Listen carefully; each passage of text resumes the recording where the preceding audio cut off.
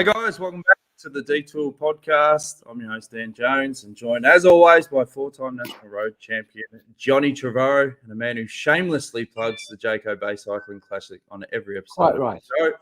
Quite right. And the voice of cycling, Phil Liggett. It's a jam-packed show, fellas. We're going to be obviously recapping all the action from a fantastic World Road Championships in Belgium. We've got some special guests.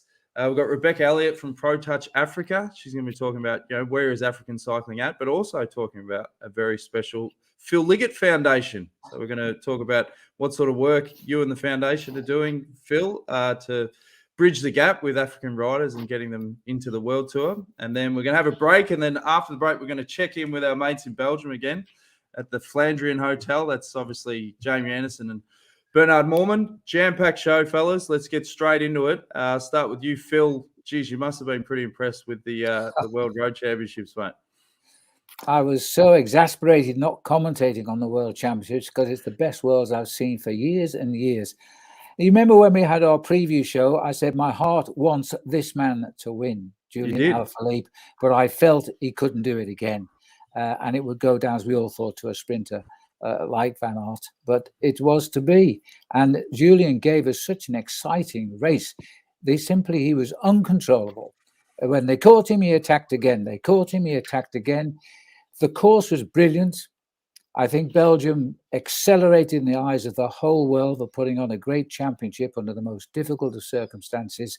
The crowds, although they were probably largely national crowds, who cares? Because the Belgians are the biggest supporters of the sport of cycling. And so they didn't need anybody from the outside to cheer anybody on. They could do it so well. Absolutely brilliant. And I know we're going to talk about the Phil Liggett Foundation with Rebecca shortly, but we got a kickstart we never dreamt of. What about that sprint finish of the under-23 kid from Eritrea, Biniam Girmay?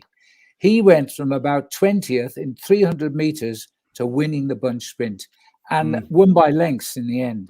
And there he is. It's just a fantastic world. And as we've been speaking, I've just seen Pat McQuaid, the former president of the UCI, flash up on Facebook and say, I've just returned from one of the best world championships I've ever seen. I think that says it all. Well, one thing you're talking about the crowds, what I really liked is they took social distancing and the mask really serious. And did you see that vision when they got up on stage? They try to communicate to the crowd, like, if you don't understand 1.5 meters, it's just shuffle 3 times to the left. I've got some video of this, Iffy.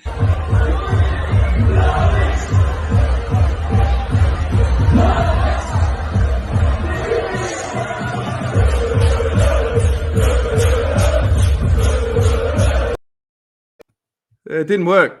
A lot of social distancing going on there. But they had a crack. They had a crack.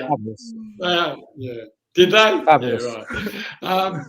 I got to tell you, Dan, that was the best World Championship I've ever seen. I can remember I was following it, on the net before the TV started at 9:30, and I'm thinking, wow, this is a bloody good bike race already, straight away. And when it started on telly, like with 160 kilometres still to go, they were lined out like it was the last lap. I thought, what's going on here? And it never changed from that, which is absolutely fantastic, with the crowd so involved. With 100 years since centenary World Championship, and what a fitting place to have it as in Flanders, and everyone came out. It was just, I've never seen anything like it. Just amazing. And there was brilliant scenes. I mean, we wound the crowd up before, but when Alaphilippe had the jersey and got the crowd going at the finish line, there is another clip.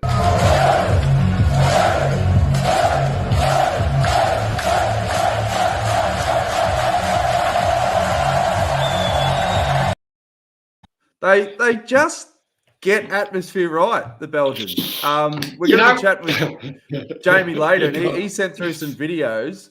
And there's live bands, there's people just having fun. It was so refreshing to see, particularly being in Melbourne. We've been locked up for 4,000 days, it feels like. But it does sort of give you hope that, one day in the future, we will get atmosphere back at live sporting events. Next year, mate. Wollongong World Championships. Hey, it's going to be brilliant. Hopefully, we can do it something like Now, that. your man, John, obviously from an Australian perspective, Michael Matthews, he was not happy at the finish line. He cited, there was lack of support with his teammates. We did have, geez, I've prepared for this show. I normally don't have videos ready, but I've got a couple of belters early. But one of his teammates, Nathan Haas, was probably preoccupied with the crowd out the back. Nathan Haas trying to put it on the back wheel.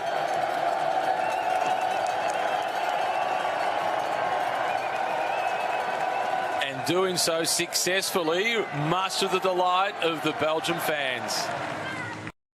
Yeah, fantastic. Nathan actually did a good ride. He got into that break, and that was the right thing. Michael Matthews could sit back, and others had to do chasing. But there was nothing wrong with the race he rode. He was already dropping out the back when he did that, so it didn't matter. Yeah. Now, we encourage people to get involved with the show live. So, leave comments, questions. Matthew Bordion says, how spewing is iffy that Wout van Aert didn't win? Well, I can't tell you. I picked Wout. I've got it right now. Jamie, if you listen. Hold on. Wout van Aert. I think I've got it right. I think I got it right. I thought it's Wout, though. Anyway. Wout van Aert. Check the phonetics. Wout. That's with a T on the end. Okay. But that's how they say it. But anyway, I thought he would win, but I swapped allegiances at about 58k to go. I was texting with one of my mates, and when Alaphilippe did that attack 58k out, even though it was just an initial one, he did it with such power. I thought, wow, he's going to rip this race apart in the last 30k. That's exactly what he did, and I couldn't think of a more fitting world champion. And I love him as a racer. He is the ultimate racer. Always gives it. And I just thought it was very interesting that his team manager, his DS in this race, was Tommy Vogler, who there's some similarities about them, even though Alaphilippe is so much a better bike rider than Tommy Vogler. But the way they dance on the bike and never know what they're going to do, they've got that similarity. And then you read the stories of what he was telling him to do and all that. It's just a wonderful yarn. Yeah. Now, Phil, you're very close with Eddie Merckx. Does he owe Remco an apology, mate? Well, Eddie inspires people, that's for sure, but it wasn't meant to inspire him like the way it worked out, because he always speaks his mind, Eddie. He always has done throughout his whole career as a bike rider and as a personality. But what he did for Remco gave his answers absolutely brilliantly. He was a 100% teammate. He went into this race not for himself. He rode a brilliant race, and he caused the first fractures of the main peloton. The Belgian team, as a team, I think, rode incredibly well because of the pressure. In the end, it didn't get the result they wanted, but they did everything right. Nobody could allow for Alaphilippe. And when you come down to a bunch sprint, all the work they put in, they weren't going to get a medal in the end. But Jesper Stuyven, he came good, and he wasn't far away from the chocolate factory either, the museum in the area of Leuven, I think it is, because he makes chocolates by part of his life with his dad. Really? But anyway, yeah, and so I think that the Belgians took the race. There would be no criticism of them in the press, I'm sure, in Belgium. They rode a fabulous tour, a day out rather, and they impressed the crowd, and they showed the crowd they were part of this race to the world. They didn't win it, but that's sport. But they rode like winners the whole way. I was very impressed. And Remco, that boy, I think, has doubled his popularity in just 6 hours.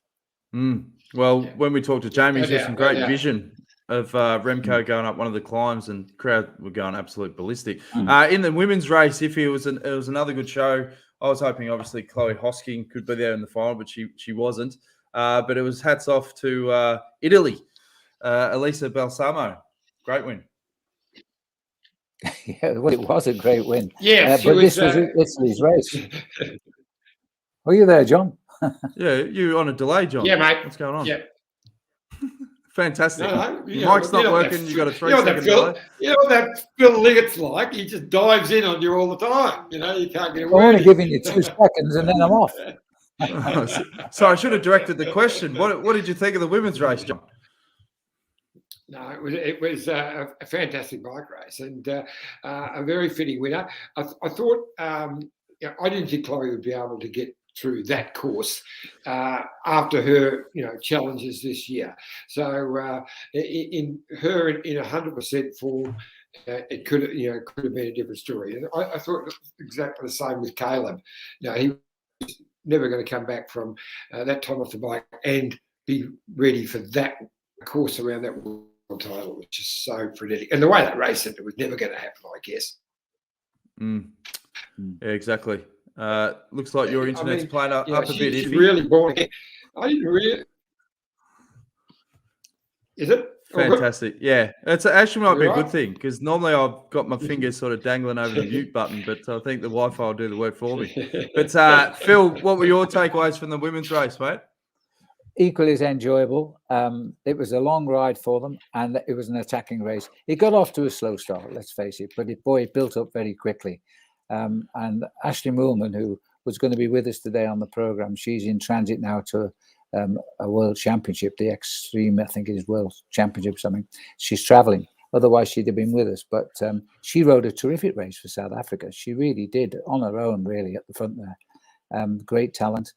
But at the end of the day, this in many ways has been Italy's World Championships, and they've come to the good. I mean, David Cassani will be fated for all his selections this time around, even though I think he's going to leave the job. But no, I enjoyed the women's race very much indeed, and it was like the men. I started with the intention of leaving and coming back and watching the last 20, 30K, and I finished up sitting down at a desk on the computer and watching the whole thing. I watched it on Belgian television. It was in French, but Rodrigo, the French commentator, he's a Belgian, but he speaks in French. Is a pretty enthusiastic guy. So it's an enjoyable commentary, and I felt the Belgian output as well from the games. So I really enjoyed it, yeah. As we said at the top of the show, we've got a jam-packed episode. We're going to be chatting to Rebecca Eliot from Pro Touch Africa. Before we do, we're going to show a special clip to basically explain what Pro Touch do, and they talk about their app as well.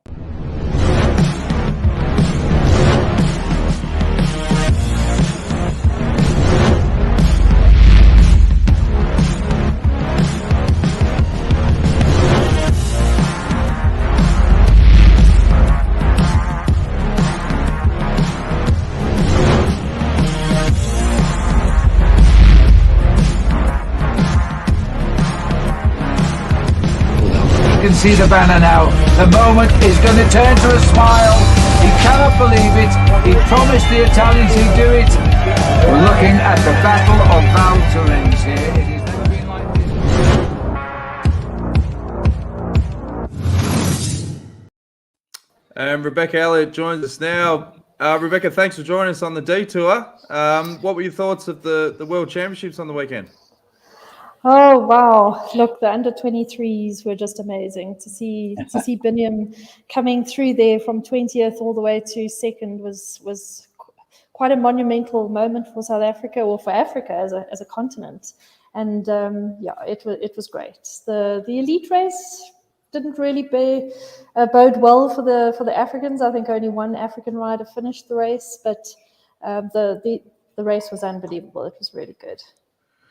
So I saw obviously the clip then about Pro Touch. Can you give us a bit of background to what Pro Touch actually do and how it's supporting, the program in Africa?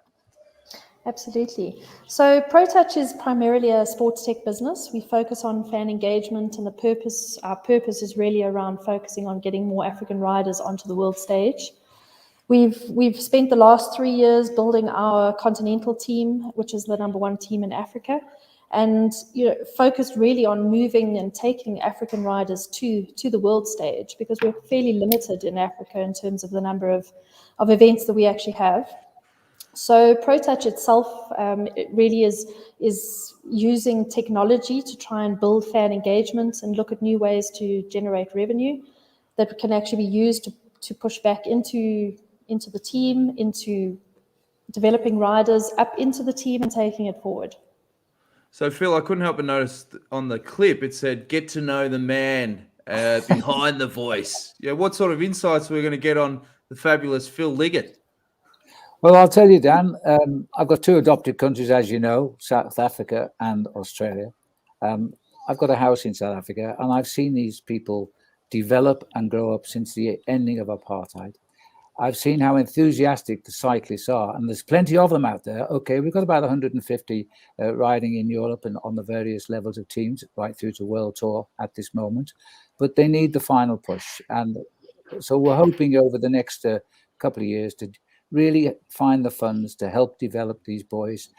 We're going to meet Jamie in a minute, but the Flandrien Hotel has become very special for the foundation, because it's reminding me of 50 years ago when I lived in Belgium, and I lived in a place called the Café den Engel, and Albert Burek looked after foreign cyclists, which was the Australians, the Americans, and the Brits. And he gave us the accommodation, and we went out with no guidance to try and earn enough money every day in the criteriums to keep living there and learning our sport.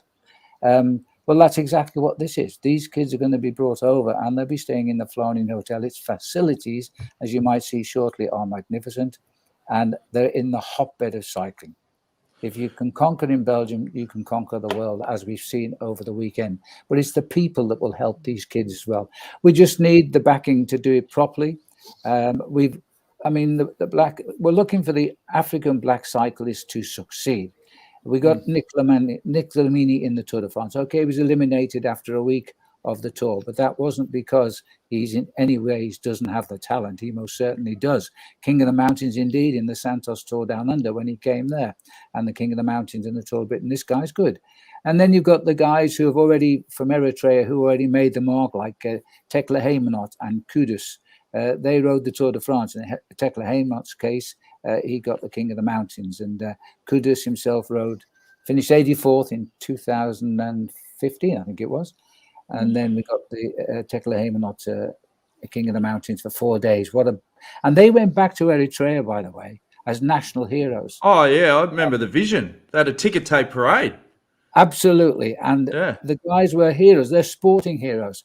There's some controversy about awarding Rwanda the World Championships in 2025. It will be a huge success, because the country will turn out in their tens of thousands. It'll be a very, very big success. We've got a quick clip that Ryan Gibbons recorded before the Worlds on the weekend, where he talks about the pathway for African cyclists. Hi, this is Ryan Gibbons, the current African Continental Champion and rider for UAE Team Emirates. Africa has so much hidden talent, but due to lack of funding, resources, opportunities and exposure to the world's biggest races, it's proving difficult to get African riders onto the world stage and racing in the world's biggest teams. The work that ProTouch and the Phil Liggett Foundation does is closing that gap and giving opportunities to African riders, which is what is needed. With the recent announcement of Rwanda being the hosts of the 2025 UCI Road World Championships, now's the time to get the show on the road to ensure that we can show the world exactly what talent Africa has. Fantastic message there. Iffy, I better bring you in if your Wi-Fi permits. Well, we'll see how it goes. I was going to say, Rebecca, what's the chances with Rwanda? Is it their approach to human rights? What's the issue with them as being a host of the World Championships? Oh, Rwanda is just such an amazing country. Considering what they've been through, our team has been there for 4 years to do the tour of Rwanda. And every year they come back, they just are amazed at how the people of Rwanda just come out and support, the tour the way that they do. I mean, I think sometimes they feel like they are riding the Tour de France. The roads are lined with people. People are hanging out the buildings to just get a glimpse of the teams as they come through. So, Rwanda itself has run a tour of Rwanda for a number of years. I think it started back in 2012, if I'm not mistaken, and actually 1988. But for 12 years, it's been part of the UCI Africa Tour. As I said, we as a continental team have participated for four of those years since 2018. And each year, more and more European teams are actually coming to participate in the event. This year, we had Israel Startup Nation, we had B&B Hotels, Direct Energy, and Droni Giacatoli. And for riders like the Pro Touch riders, as well as other teams that are coming to participate from Africa, to be able to ride alongside those European-based riders is just, it just adds so much more to the experience of being in Rwanda. So we're extremely excited about the Worlds coming to Rwanda, and we're also extremely excited to work closely with Rwanda. We've recently signed our first Rwandan rider, Moise Mugisha, who actually was riding with our team in France last week. He's now doing some races with the Rwandan national team, and then he'll join up with the team again in Belgium before heading back to Rwanda. And signing Moise to the team is the first step for us in starting to move Pro Touch from a purely South African team to a Pan-African team. And we believe that there is so much almost raw talent that exists in Africa that just actually needs a platform to be able to be seen. And we believe that what we're trying to do with Pro Touch is starting to enable that. So it's one thing to get a pool of money, but then once you get those funds, is it about, if you're wanting to bridge that gap to get them into the world tour, I mean, is it about taking them over to Europe to race, or is it, building up the racing scene in Africa? I mean, how would that be best utilized, do you think, Rebecca? Look, I think, to be honest, the gap is still very big between African racing and the world tour. And, I think the focus certainly for the next 3 to 4 years has to be on starting to bridge that gap. So that comes with having more races in Africa. Currently, we have 6 African tours in the whole year. South Africa itself currently only has national champs where our riders can actually even earn UCI points. So we are hoping for some new UCI races coming through in the next couple of years. But I think, the focus is very much about getting access to experience. We run a team that is based in South Africa, and that comes with its own challenges of, costs of travel, getting riders to the various tours. In 2019, when we started as a continental team, we did a lot of racing in Asia, and that was actually a lot easier for us as an African team, because from a costing perspective, the Asian organizers actually assist with a lot of the travel costs. They assist with vehicles. When we come to Europe, it's a completely different situation. We're carrying all of the travel costs, the accommodation costs, the hiring of vehicles, either hiring of local staff, etc. So, and then because that gap is so big, it makes it more and more difficult to justify spending the money, because the reality is you very rarely come away with, a number of UCI points or any, major results. So, I think that certainly the next 3 years, it's about increasing the exposure of African riders to the international circuit, and that comes in the form of taking riders to the races. As Phil mentioned, the Flandrien Hotel is going to be hosting African and Rwandan riders as well as South African riders over the coming year. And the idea really is to actually really start to build the experience and the exposure so that by the time we get to 2025, Africa and its various countries can have a good showing at that World Champs. Iffy? Yeah, no, that sounds fantastic. I mean, it's interesting watching your growth. When I raced probably many years ago, there was only a handful of English-speaking guys racing in Europe. I reckon there was less than 10 English-speaking guys in the whole European peloton. But we spent a lot of effort on growing the racing in Australia, and then gradually teams would go over and race amateur teams in Italy and things like that. And that sounds to me like the plan that you've got as well, which I think is the way to go. You've got to try and do both: improve your racing and give the riders the opportunity to have some races in Europe. 100%. Yeah. And don't forget, sorry, Rebecca. Don't forget also Jonathan Boyer. Has been the national coach of cycling in Rwanda, and his first love is with Rwanda to this very day. And we're in close contact. And Jonathan was the first American to finish the Tour de France before Greg LeMond came 100%. Along. And I remember Jonathan. I was on a train. We were on an official train going to see the Taj Mahal and the Commonwealth Games. I don't know what the year was. 2010, I think. 2010, yeah. Yeah, and he called me over. I walked to the coaches, and he was sat there with his riders from Rwanda. And he said, "Phil, come and meet this guy. He's going to be a great bike rider." And I met him, and he was Jonathan had trained him up, and he hasn't developed into being a champion yet, but he's been riding pretty well.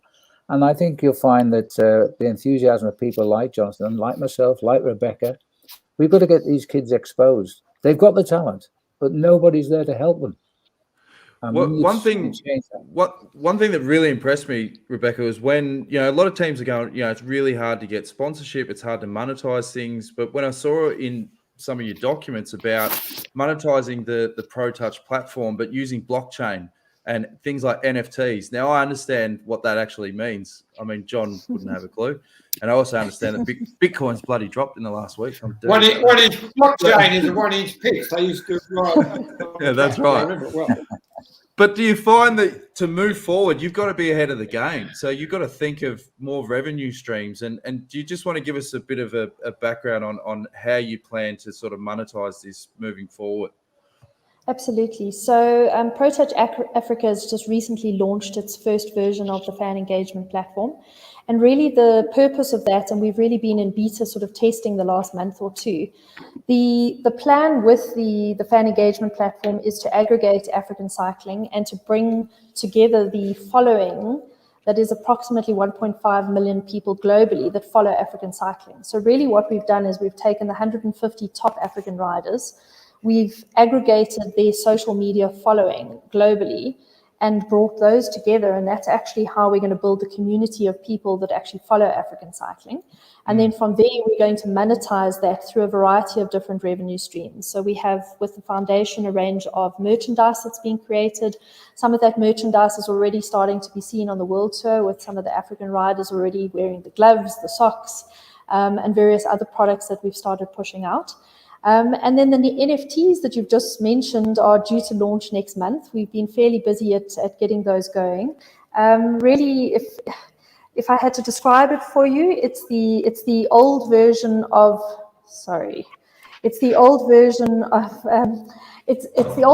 collecting player cards in a digital format. So what we've actually done is we've created a series of images of African riders that have been created in sort of avatars, and some of those have already started to creep out in various forms. And we've also then aligned ourselves with a number of the international World Tour photographers who've actually given us high-res photos that have been taken of African riders, and those have actually been created into digital artworks. And the NFTs are then actually minted into the blockchain, and then they'll go out on auction, and people will be able to actually purchase and collect and trade these NFTs, which are then sort of positioned within the blockchain, and that will be one of the other ways that we're looking to actually generate revenue. How much of that did you understand, John? Yeah. So what I gather is it's a little postcard you have, but you don't actually have it. Yeah, I get that. No, they're unique digital cards, mate. They've exploded in the NBA. You can't buy them. The packs sell out straight away, and they're unique. You don't actually have one. But yeah. So, Rebecca, John is not part of your market, so you don't have to worry about him. So I get it. So what we've actually done is we've created digital versions, but in all cases, there's a physical high-res PDF that you can actually print out and frame and collect as well. So for those who want the sort of physical thing that they can feel and touch or put up on the wall, then we have that too. So last one from me is, what does a home run look like for you guys come 2025 and beyond? Because obviously, there's going to be huge buzz, as Phil and Ryan was talking about with the Worlds in Rwanda. But to capitalize on that, what would be a dream result for you guys? You want to go, Phil? No, you can tell me. No, should I? Look, I think, as I said, our big dream would be over the next 3 to 4 years to build ProTouch up into a Pan-African team and to have all African riders riding on the world stage, and whether that's in Asia, whether it's in Europe and in Africa, we would like to see as many African riders as possible. And ultimately, that would filter down into a world champs, because many of those riders would come from African countries that would be participating in worlds. So while ProTouch itself wouldn't be participating in the world champs, not being its own country, we would hope to have as many of our riders from ProTouch actually participating in the World Tour and representing Africa. Great stuff. Phil?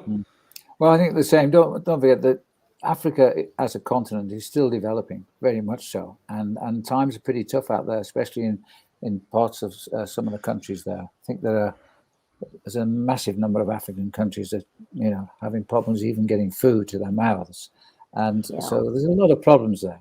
But we have had a terrific kickstart this last year or so, and now we've had a very unexpected World Championships that's seen a first ever World Championships going to Rwanda, and also the terrific performance we've got in the under-23 event. Everybody's starting to talk Africa now. There's no finer time to start getting on board and work with us to put Africa on the continent. It's a country that wants to help itself and give these kids something to really look forward to drive for, and to become superstars in their own country, which has happened. Now, Eritrea, for example, they've been under the cosh from, first of all, it was Italy, and then it was Ethiopia.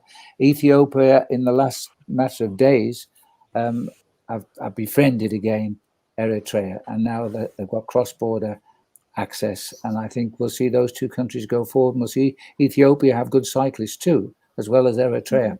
From an absolutely selfish point of view, you saw those fantastic coloured jerseys. Well, for an aging commentator like me, it's going to be pretty easy to pick out Eritreans when they get in the front of the group with those colours. And I think over the next 3 years in the build-up, we're going to see it more and more. But it's all part of this. And this is why I can't thank Jamie enough for the Flandrien Hotel, because that's a comparatively new project as well. And we're going to go hand in hand and make this happen. And I love the thoughts. My only regret is, of course, I'm getting older and older as the years go by, but I want to see this realized in my time as a commentator, because the hearts these people have is second to none, but they need help.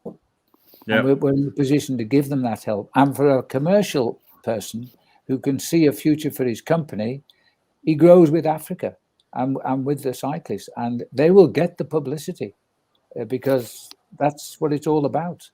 We saw it happen. It was 15, 20 years ago when we started pushing with the Australians to make it big. I remember commentating saying there were 40 riders living in Europe.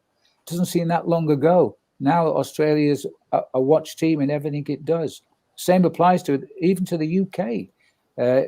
Before 2000, we were a disaster, but we got money, and the money changed the whole scene. And now look at us now. If we don't get a medal, it's an absolute disgrace as far as we're concerned. So we just need the money and the drive, and we want those that give the money to also achieve for their own direction as well.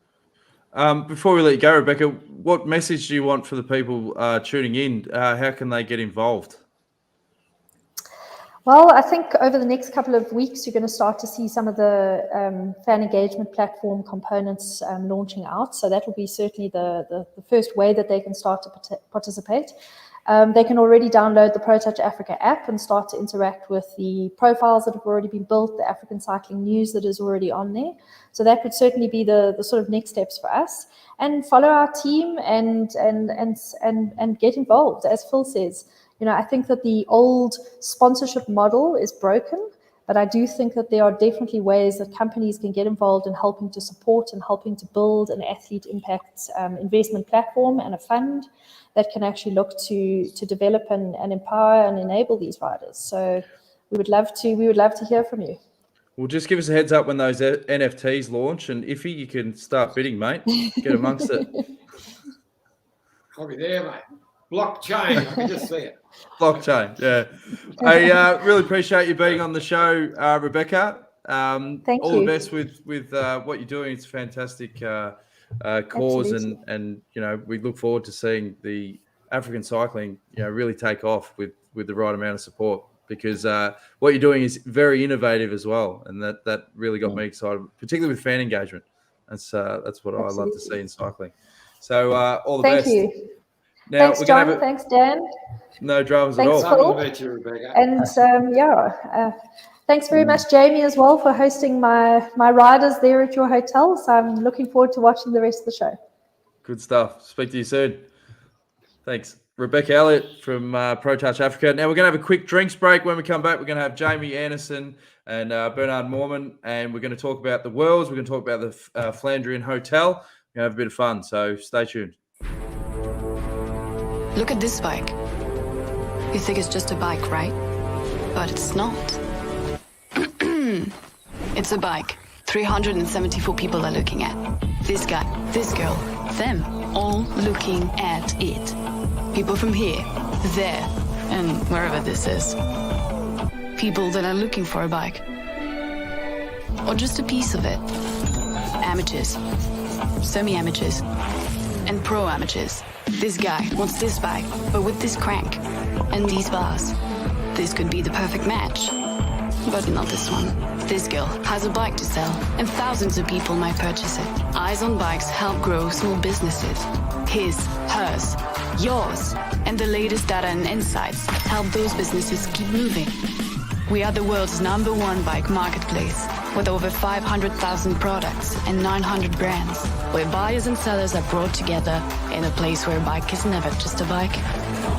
Bike Exchange, where the world buys, sells, learns, and rides. Life is like a two-way street. It's about consideration and mutual respect. Roads are much the same. However you get around, walk, ride or drive, if we share our roads, we can all be safer. The Amy Gillett Foundation is Australia's peak cycling safety charity. Our mission is for safe cycling in Australia. Our vision is for 0 cyclist deaths. Over the last year, we've seen an enormous increase in people taking up cycling, whether it be for recreation, with the family, commuting, or even to start your own cycling career. We need to do more to make it safer for every cyclist. 20 cyclists every day are hospitalised, and 1 cyclist is killed every 10 days on Australian roads. So, the next time you jump on your bike or hop in your car, remember to practice the 4 C's. Be courteous, calm, considerate and conscientious. Every cyclist death is preventable, and we all deserve to get home safely. Please donate to help the Amy Gillett Foundation make the roads safer for you and for me. Thanks again to Bike Exchange, and some great messages there for the Amy Gillett Foundation. And we're joined again by our mates at the Flandrien Hotel, the proprietors, obviously, Jamie Anderson and Bernard Moerman. Fellas, welcome back to the Detour. First question, was most of your Monday spent just cleaning up empty Duvel bottles, and was it just absolutely trashed after the weekend? Go ahead. Yeah, well, I mean, Dan, the atmosphere here was unbelievable. I mean, in fact, here at the Flandrien, the atmosphere began pretty early because we were actually in the clubhouse watching Zoe Backstead, win the junior women's road race, being commented by her dad, who was actually, a young guy who spent a lot of time with Anne and Bernard early on in his career. So that was just phenomenal. So it just built up for us from there and continued right into that incredible Sunday in Leuven. Oh, that was vision I should have grabbed off Twitter, because they filmed Magnus as he was commentating. It was so good. Did you see that, Iffy? Because you took all credit on the weekend. I did. I actually had a text back and forth with Magnus today. He's over the moon. Yeah, because as I said, I started it. They met at the Bay Classic. Maggie and his lovely Welsh bride. So there you go. I'll take all the credit. Even though Phil tried to mooch he gave them a room. Okay. Yeah. Now, Jamie, you sent me through some images from the race itself. I've got that video ready to go. It's a bit of a supercut. You just take us through some of the atmosphere that you saw on the day. Yeah, Leuven is a student city, so there were street parties all around the circuit. I mean, you saw the thousands of people in the city centre, but that atmosphere extended all the way around that lap in Leuven. There were bands playing. Everyone from 4 years old to 84 years old was on the street partying, singing. And the other thing, Dan, was the incredible discipline of the audience. I think you see it here with Remco coming through. They're all singing "We Love You, Remco." But look at the guys, nobody stepping out onto the road, nobody, trying to do silly things with their phones and video. So I think that was also a bit of an unstated victory actually for the organizers, the real respect and actual behavior of the crowds, that despite the fact the roads were open, there were no barriers, as you saw in that section of the road. People really were taking responsibility to make it safe and make it a great day for everyone. So, Bernard, tell us how the Flandrien Hotel is connected with ProTouch and all the things that we're talking about with Rebecca. Well, obviously, everything is around people that love riding bikes, and having pro teams here helps us a lot being known. And also the background of myself and my wife is the cycling center. So over the age of 25 years, we have taken care of more than 1,000 international riders coming from 34 countries. And now being able to continue doing that with the support of people like Jamie is great for us. You know, we have a facility that is totally geared to ride bikes. So we have room for the bikes. It's all locked up. Everything we have in the rooms is geared to people that love riding bikes. We have a tremendous collection of Jamie's bikes where we can show the movement and technologies and stuff like that, like where his heritage comes from. Yeah, it's just great. We have an art gallery that all is about emotion and cycling. So really aspects that are not always seen from others, but that are loved by all the people that have been here so far. When we look at the guest book and then all the reviews we get on booking.com and other places. So we think we're in the right spot with also with the experience we have from over 25 years on both sides. That's I think a great point. Phil? Well, my heart goes out when I see those Belgian roads, I'll tell you, because it's the most wonderful place to ride your bike and to meet such enthusiastic people who actually give way to cyclists. But this is a facility which, well, in my day, we'd have given our right arm for, because it's such a brilliant facility. And but you know, when you come out, the biggest thing is the Australians were very nomadic people, so they didn't bother wandering too. Well, they wandered and didn't worry. But for the homesick UK people, all they want to do is go back home, except when they got to Belgium, where they could practice what they wanted to do. Same will apply to our South Africans when they go there. Some are there now. They just get on with what they're there to achieve. And this is a setup which you would die for. This is base control for the future of wandering cyclists who are simply in search of a great career. Yeah, I mean that's also something important. Phil, you said something very important earlier, which was, you know, in those early days of well, actually, a very good friend of the hotel actually is Alan Piper. And Alan Piper, he came here to Belgium when he was 17 years old with holes in his pockets. I mean, Dan, of course, we're working on the documentary film, so we know his story. So if you think back to that period of the late 70s, early 80s, the English-speaking riders, in a way, were the equivalent of many of those African riders today. That, you know, the resources weren't there, the structures weren't there. And as you said, Phil, no one was there to help them. And, you know, I was actually, you know, someone who personally who had to stop my career in my late teens because my family didn't have the resources. There was no Australian Institute of Sport road program at that time for me to follow. And, you know, at the age of 18, I had to give up on my dream, you know, to become a pro rider. So the reality is that situation that many of us found ourselves in, you know, 30, even 40 years ago, is still a reality for so many young riders in the world today, both men and women. And you know, here at the Flandrien Hotel, we just feel so, you know, so much joy to be able to create a home away from home, to give those folks an opportunity, men and women, from initially from Africa, but also our long-term vision is other developing countries also. Yeah, absolutely agree. Bernard, how important is like mentorship, particularly for these young riders? Like, you know, you get a lot of older riders, like you're talking about Alan Piper, but to have people like yourself, former pros that come in, and not only is it a bed and a place where they can ride, but to really, you know, get inside their heads and pass on that experience. Well, the very first thing that needs to happen is it needs to be a home away from home. The only way you can do good is when you are relaxed and you don't have worries about where to sleep and what to eat. So those are the very big basics first. Plus, we understand that you come from a different culture, and we respect that culture. And it's then going step by step, because also the racing is different. Phil will totally agree when we say that the racing atmosphere in Australia or in South Africa is totally different than here. Here, it's a plain, simple, very hard business, but it takes a time to get used to that. And that's what we really want to give. We want to give the guys the time, because the physical abilities they have, but it's all the other stuff. And that is the stuff they can learn. And we give them the time and the ease of confidence to learn that. That's what we think is the most important. Iffy, this is your cue to come in and talk about how hard you did it when you were in Belgium in the early days. Well, it's interesting, isn't it? Because my first trip to Belgium, I remember I went over to the Common Games, 20-year-old, we were in Edinburgh, they rode the Worlds in Leicester. Then went over to some friends' place in Holland, came down for a few races. I just wanted to race in Belgium with the couples. And I stayed at Mrs. Dean's guest house in Ghent, Madam Dean.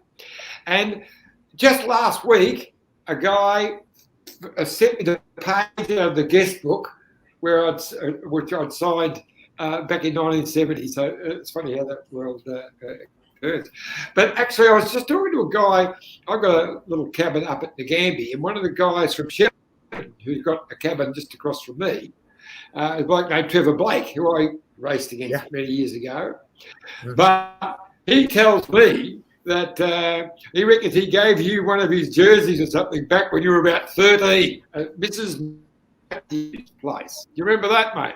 Yeah, absolutely. Yeah, many fond memories. You know, I mean, Shepparton was a little town at that time of, I think, 12 or 13,000 people that had this absolutely passionate cycling community. You know, many people, take for granted that, Australia, at Shepparton with 11,000 people, we had an Olympic standard velodrome built in a field next to a shed. That's what I was riding on from the time I was 13 years old. So a lot of good bike riders came out of that part of Victoria. And now, here Dick I am. Moore, one of my. Yeah, sorry, mate. If you'd have told me, when I was 13 years old, riding with Stephen Fairless and the McKenzie brothers, David McKenzie, of course, also a guy spent time with Shepparton. Yeah. If you'd have told me when I was 13 that at age 50 I'd be, owning a place like this and working with a guy like Bernard and his wife Anne here in the Flemish Ardennes, having Alan Piper as a neighbour who drops in for coffee, I absolutely wouldn't have believed you. But yeah, they say dreams come true, and here we are. But actually, we've got Gustav Basson here with us, and he's a team. Actually, as you can see behind us, we've got a live studio audience. I don't know if you have one of those before, Dan. No. But I actually get some engagement going. So, Gustav, why don't you come over? Because Gustav arrived last night here at the Flandrien with the Pro Touch team. So, Gustav, how's it been for you? Yeah, I mean, I must actually give some props to Rebecca Eliot for finding places like this, like the Flandrien Hotel, for like you guys said, having a home away from home.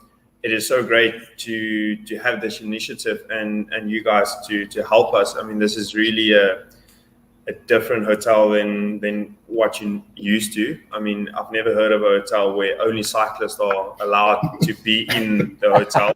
So apparently, if you're not a cyclist, they actually call you and then find out if you're cycling or if you know anything about cycling.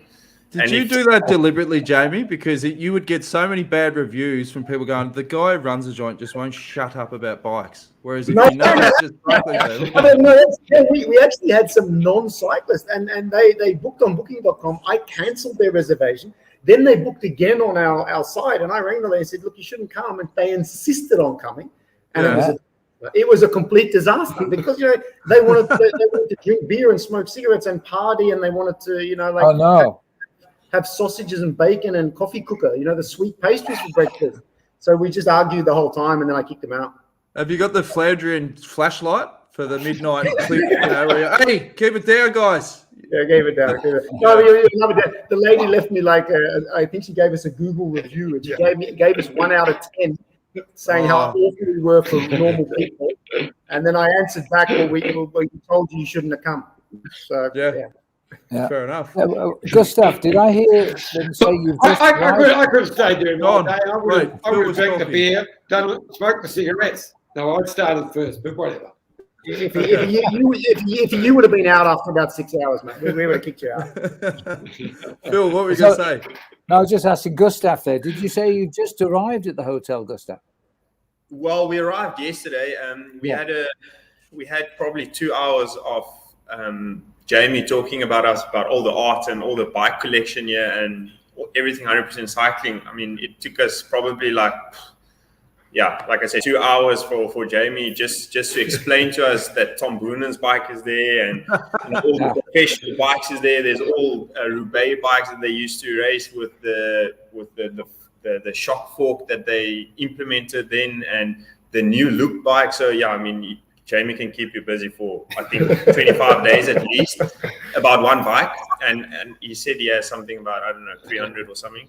So yeah, no, it's really great. It's a nice place to be in and all the facilities here. It's honestly I think a world-class development that they're starting here.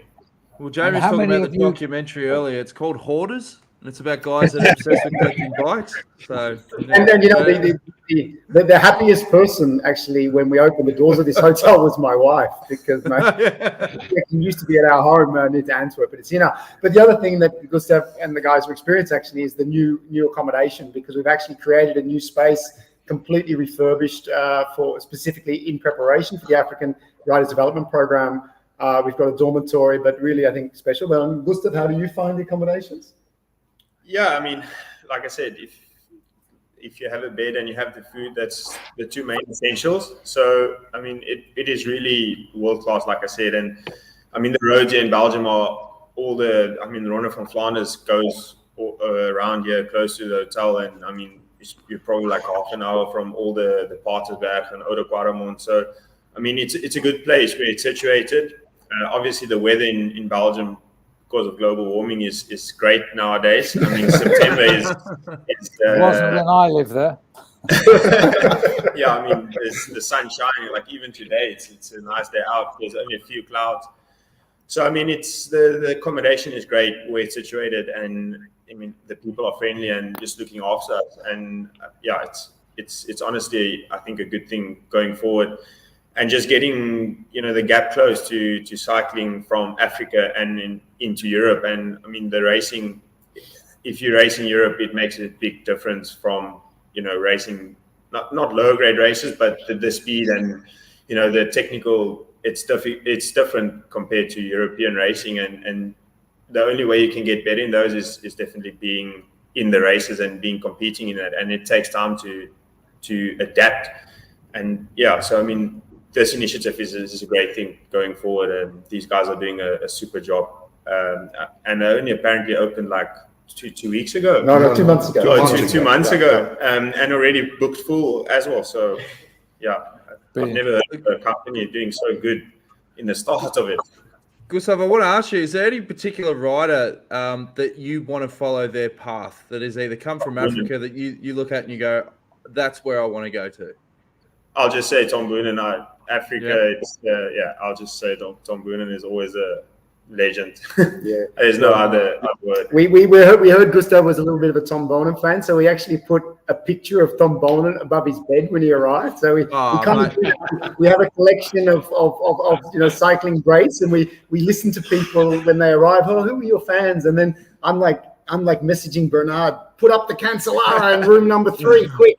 We do That's got to be worth an extra half star on the Google review, mate, for sure. You've got to wait till the day where someone says John Trevorrow. You'll have to get a picture of Iffy's head. Yeah. With a cigarette. That's to clear the room. We've got some pop art, and sometimes it's a bit hard to see who those people are. They have a cigarette hanging out of their mouth, so we just put one of those up, and it'll be close enough. Now, Jamie, let's cut to the chase. You know a thing or two about marketing and how to create a buzz. The car. Yeah. Take me through the Flandrien Mobile. Well, 505. Look, as I told you, when I was a kid growing up in Australia, 9-10 years old, that's when I got into cycling. My heroes were Phil Anderson and Alan Piper. And of course, who were they riding for? They were riding for the team, one of the first European teams to bring English-speaking riders, en masse into European racing. and that was the Peugeot Michelin car. So actually, when we bought the car, Bernard and I, and we had this vision to create it, we got a lot of flack, from the Flemish guys. They're like, why would you have a French car in Flanders? And we said, well, for us, it's not about a French car. It's about a team that really began what has evolved into an international sport, because it wasn't just Phil Anderson and Alan Piper. It was Robert Miller. Of course, it started with Tom Simpson, Eddie Merckx on that team. So, for us, the Peugeot Michelin team and that connection was very, very personal for me. But then, of course, we discovered that Alan Piper was living 4 kilometers from here. And he's come over and he's become very much, a friend of this place as well. But the other thing, of course, is many of the guests that visit here are coming from Australia, the UK, Ireland. So they also feel this very strong connection with our Peugeot car. And we use it every day. We drive it to do our shopping. We pick people up from the train station and the airport. I picked one of our guests up, Sean, this morning from the station in Charlesburg in the Peugeot. And that's pretty special when people arrive on the train and they're picked up in a 1917 car. Yeah. Oh, mate, it's the Google reviews. Don't worry about that 1 out of 10. I think you can be able to counteract that real quick. We've got a comment from Sean Rolls. He says, the hotel looks amazing. How do us cyclists find the Flandrien Hotel to visit? Website, yeah? Yeah, absolutely. FlandrienHotel.com. You can find us. Of course, booking.com. There's also a great resource for anyone who wants to come here to ride their bikes in Flanders, and that's cyclinginflanders.cc. That's an initiative of Visit Flanders, the tourism authority here. And it's just amazing because actually it is a bit of a black box when you come here to Flanders, because obviously the routes like the Ronde are really complicated. So cycling in Flanders, what that website offers is loads of GPS routes that you can download, recommendations on accommodation, places to visit and stay. And we're the #1 listed hotel on the site because of the uniqueness of what we do here. So that's also a terrific resort for people. Fantastic, mate. We've got a couple of live questions. They want to go back to the Worlds from the weekend. Gary Ross, got to give a mention to Nelson Powless. What a ride. Phil, sensational Absolutely. effort. Yeah, in fact, I sent a letter to the Americans only this morning to congratulate them on the ride of Nelson Powless.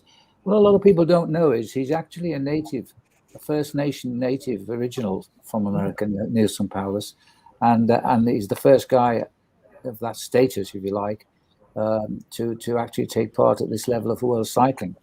So in effect, he's a Red Indian or whatever the old name was, I don't know. But he's a fantastic biker, and he rose head and shoulders above himself. He's always good, and he's been very good in recent months. But the way he fought tooth and tongue to counter every attack, it just missed the podium. But my goodness me, he was right there all the way to the end. It's excellent. What's the Australians and the South Africans take note of that ride by an American? But I'll tell you what, we're going to see a lot of him next year. I've got one for you, Bernard. It's from John Stevens. He says, do you think Van Aert thought when Julian Alaphilippe had a clear lead, 20k from the finish, save it for Roubaix, why bust the gut to finish second or third?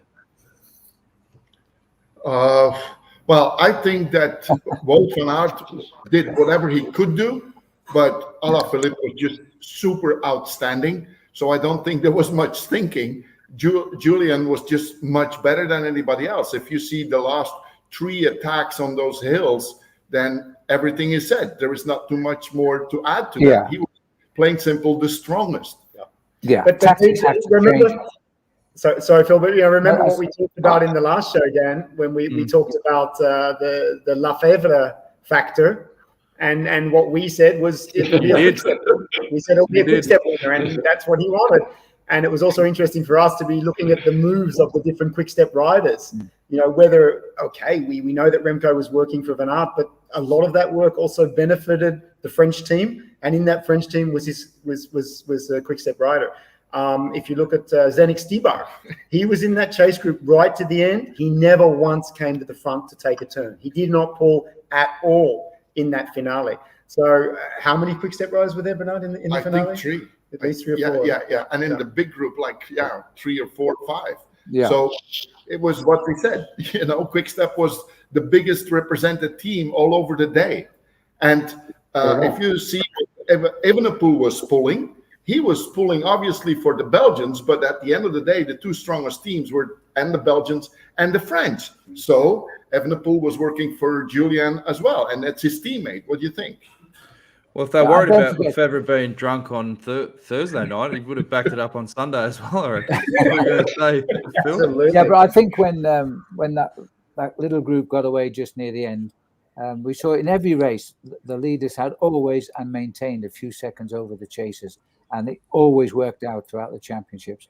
But when that little group got away with Stuyven in there, Van Aert knew he couldn't counter the move because he had his man up there, potentially a medalist, and he got a medal. I think from that moment on, Wout knew that his race was done, and he wasn't interested in 10th place. So I think the Belgians rode a great race. Yeah, well, according to the Belgian press, Wout at the end said to Stuyven, "Go." He felt already that he could not be winning anymore, and I think it was a fair play to say, like, Stuyven, you try now to get on the podium. Yeah, I got one for you, Iffy, from your mate Andy Matthews. Says Aussies were missing Heinrich Hausler.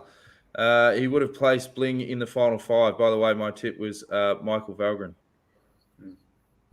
Good tip. Yeah, good tip, Michael Valgren. Rode a great race, third and only missed second by a 15th. But no, I don't think Heinrich had the form to get around this course in years back. No problem, but not at the moment. I don't think he would have been able to. That was a pretty monster day. That's the best time I've seen, actually. It was just staggering. Last one from the viewer comments from Bradley Higgins. Great to mention Shepparton. Wendy Superfan is the current president of the Shepparton Cycling Club. Good on you, Wendy. Obviously, it's good to go back to your roots there, Jamie. In wrapping, guys, you've got a big schedule today. I think you're going to be showing that fantastic documentary that we've plugged a few times on here, The Voice of Cycling. Absolutely. So that's coming up next here at the Flandrien. As you see, we've got a packed clubhouse here. So we'll be showing the Phil Liggett Voice of Cycling film. Yeah, I mean, that's all we have to do. What we might do actually before we close, though, Dan, if you'll allow us, we're going to bring our crowd over, because we've got to. Yeah, mate. Is it all right? Because it's our first live story. So if you invite everybody to come on over and, wave to the global fan base. What an honour. We've got Jennifer Tucker. We've got quite a few Aussies in the house, actually. We've got the South African Aussie contingent. We've got people from the US. So come on over. Come on, Sean. That's very good. So he's also doing a product placement because we've got Morgan Nickel, who is the Talon Flyer. So good try, mate. You better do that. Yeah, go for it, mate. That's good. That'll keep Morgan happy. Very good, mate. We're always up for cash for comments for sure. Exactly. Good stuff, mate. Well, anything you want to add, Iffy?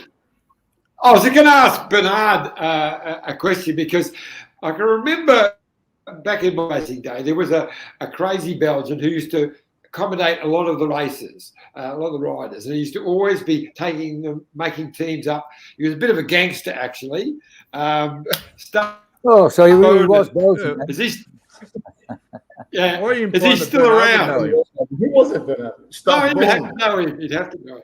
Yes. I think you're Iffy. I think you're mentioning Staff Boom. Yes. Right. Yes.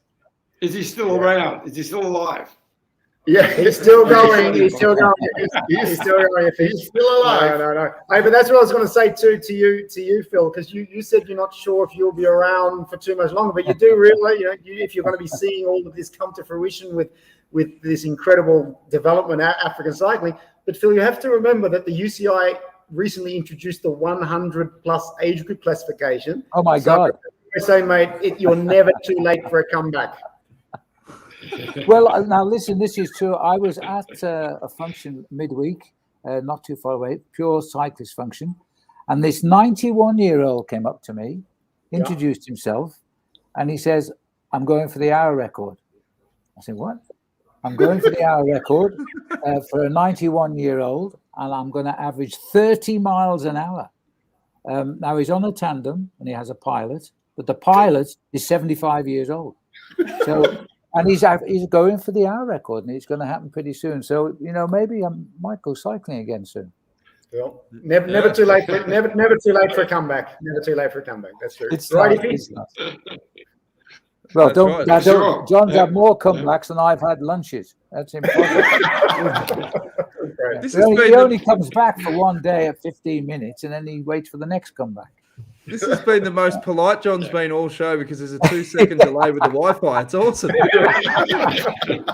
He can't get a word in.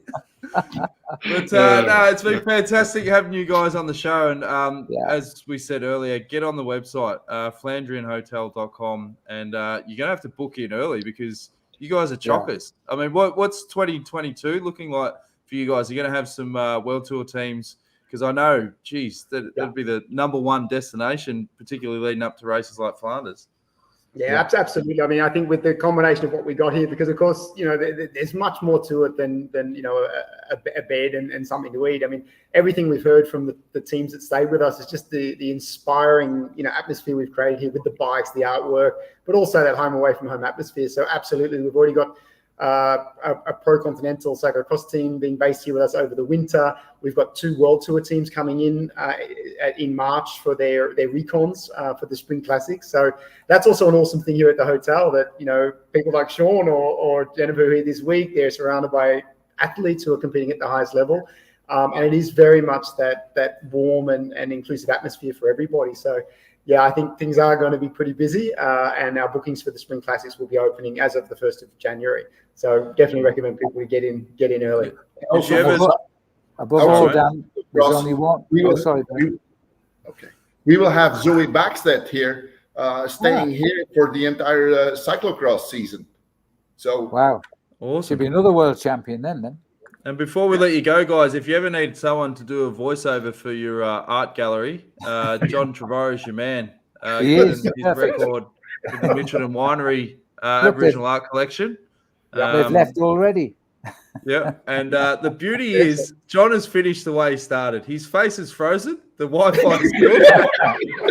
So John can't reply. So it's been a really easy finish to the show, guys. Dana, I was going to ask Iffy to give us a valuation on the car. Yeah, mate. 500,000. 500,000 euro, mate. Sensational job you've done with the car. Thanks for joining us on the detour. I think I got it pretty much spot on. But, that wasn't bad. Sounds a bit more like Peter Coggoy to me, but it's going well. Well, now he's gone. He's completely dropped out. But no, it's been a great show. Him now.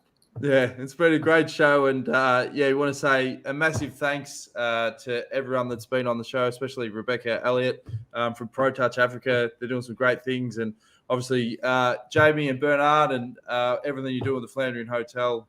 And don't forget Anne's here. Anne is the third. Anne, that's right.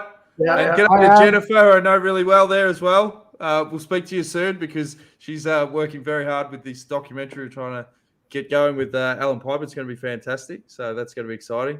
And before John reconnects, we might as well sign off, guys. It's been a great show. And we'll see you again for more detours soon. Like, share, subscribe. All the best. Bye. Bye. See you guys.